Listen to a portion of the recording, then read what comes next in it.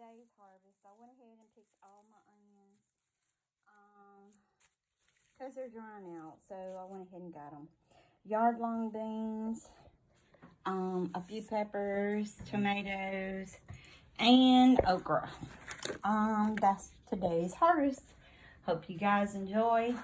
I'm gonna show you guys what I did do. I took some lemons and some limes, dehydrated them.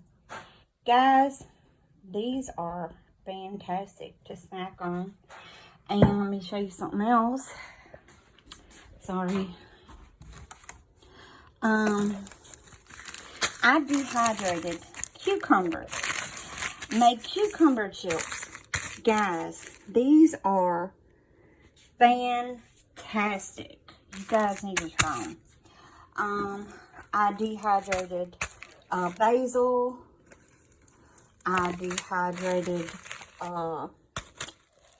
spearmint, and I dehydrated some tomatoes. Guys, I'm gonna tell y'all something. These are really good as a snack too, and hope you guys enjoy.